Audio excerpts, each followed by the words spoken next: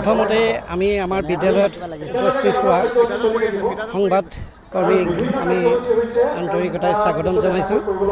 আজি আপোনালোকক আমি জনাবলৈ পাই সুখী হৈছোঁ যে আজিৰে পৰা অৰ্থাৎ 25 আৰু 26 অক্টোবৰ তাৰিখৰ পৰা আমাৰ যি অতি হেঁপাহৰ অতি আৱেগৰ এক নাষ্টালজিক অনুষ্ঠান প্ৰাক্তন ছাত্ৰ ছাত্ৰী সমাৰোহৰ আমাৰ আৰম্ভণি হৈছে। এই প্ৰথমতে আমাৰ এতিয়া পতাকা উত্তোলন কাৰ্যসূচী হ'ল। তাৰ আগত আমাৰ মুখ্য যি তোৰণ আছিল সেই মুখ্য তোৰণ উন্মোচন কৰিলে আমাৰ অতি শ্ৰদ্ধাৰ আমাৰ মূল গেটৰ দাতা পূৰ্ণ কোঁৱৰদেৱে। তেখেতে সেই মূল তোৰণখন উন্মোচন কৰাৰ পাছতে আমি আমাৰ দ্বিতীয় কাৰ্যসূচী পতাকা উত্তোলন কাৰ্যসূচী হৈ গৈছে। আৰু আজিৰ দিনটোত আমাৰ অতি ভাল লাগিছে যে আমাৰ বিভিন্ন প্ৰান্তৰ পৰা আমাৰ বিদ্যালয়ত পঢ়ি যোৱা বিভিন্ন প্ৰাক্তন ছাত্ৰ ছাত্ৰী আমাৰ বিদ্যালয়ত আহি উপস্থিত হৈছে আৰু সেই ছাত্ৰ ছাত্ৰীসকলৰ এক অন্তৰংগ আলাপ হ'ব। সেই অন্তৰংগৰ আলাপৰ যোগেদি সেই অতীতৰ কথাখিনি ৰোমন্থন কৰিব। তাৰ লগতে দ্বিতীয় কাৰ্যসূচী হিচাপে আমাৰ অতি গুৰুত্বপূৰ্ণ কাৰ্যসূচীটো হ'ল স্মৃতি গ্ৰন্থ আমাৰ উন্মোচন হ'ব। সেই স্মৃতি গ্ৰন্থ উন্মোচনৰ পাছতে আমাৰ বিভিন্ন প্ৰতিযোগিতাসমূহ আছে, সেই প্ৰতিযোগিতাসমূহ অনুষ্ঠিত হ'ব।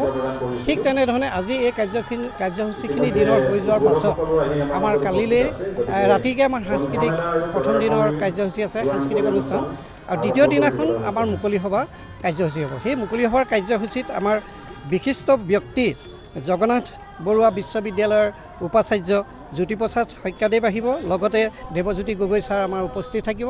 তেনেধৰণে বিভিন্ন ব্যক্তি আমাৰ বিশিষ্ট ব্যক্তি কালিলৈ মুকলি সভাখনত উপস্থিত থাকিব। এই হেঁপাহৰ অনুষ্ঠানটিত আমি সকলো প্ৰাক্তন ছাত্ৰ ছাত্ৰী তথা শুভাকাংক্ষী ৰাইজক আমি উপস্থিত থাকি তেওঁলোকৰ দিহা পৰামৰ্শৰে অনুষ্ঠানটো সাফল্যমণ্ডিত কৰিবৰ বাবে আমি অনুৰোধ জনাইছোঁ। বকতা বেতবাৰী হাঁহচৰা খিলাকুটি চাৰিটা মৌজাৰ সংগমস্থলত উপস্থিত 1959 চনতে প্ৰতিষ্ঠা হোৱা জেটাইপুখুৰী উচ্চ মাধ্যমিক বিদ্যালয়ৰ বৰ্তমান উচ্চতৰ মাধ্যমিক বিদ্যালয়ৰ প্ৰাক্তন ছাত্ৰ ছাত্ৰী সমাৰোহৰ আয়োজন কৰিছিলোঁ। আৰু আজি প্ৰথম দিনৰ কাৰ্যসূচী ইতিমধ্যে বিদ্যালয়ৰ 67টা বৰ্ষ গৰকিছে 67খন পতাকা উত্তোলন কৰিছে স্বনামধন্য প্ৰাক্তন ছাত্ৰ ছাত্ৰী যিসকলে বিশ্বৰ বিভিন্ন প্ৰান্তত সিঁচৰিত হৈ আছে বিভিন্ন কৰ্মসূত্ৰে। তেখেতসকল আহি আজি এই পতাকা উত্তোলনৰ জৰিয়তে আমাৰ এই বিদ্যালয়ৰ প্ৰাক্তন ছাত্ৰ ছাত্ৰী সমাৰোহখিনি শুভ উদ্বোধন কৰিলে। সকলোকে ধন্যবাদ জনাইছোঁ। বিশেষতঃ শৈক্ষিক দিশৰ ওপৰত বৰ্তমান সময়ত আপোনালোকে জানে চৰকাৰী বিদ্যালয়সমূহৰ উত্তৰণৰ ক্ষেত্ৰত আমি প্ৰাক্তন ছাত্ৰ ছাত্ৰীৰ সমাৰোহে সমগ্ৰ অসমলৈ এটা শুভবাৰ্তা প্ৰেৰণ কৰিবৰ কাৰণে আমি এই প্ৰাক্তন ছাত্ৰ ছাত্ৰী সমাৰোহৰ পৰা আমি চেষ্টা কৰিম। আৰু অসমৰ আজি আমাৰ ইয়ালৈ অসম সাহিত্য সভাৰ প্ৰধান সম্পাদক মহোদয় আহিব, আৰু লগতে জগন্নাথ বৰুৱা মহাবিদ্যালয়ৰ উপাচাৰ্য মহোদয় জ্যোতিপ্ৰসাদ শইকীয়া ডাঙৰীয়া আহিব। সকলোকে আমি অনুৰোধ জনাইছোঁ অনুষ্ঠানটো সাফল্যমণ্ডিত কৰিবৰ কাৰণে আৰু শৈক্ষিক দিশৰ ওপৰত যে এটা জাগৰণ সৃষ্টি কৰাৰ উদ্দেশ্য নিশ্চিতভাৱে আমাৰ এই প্ৰাক্তন ছাত্ৰ ছাত্ৰী সমাৰোহৰ থাকিব।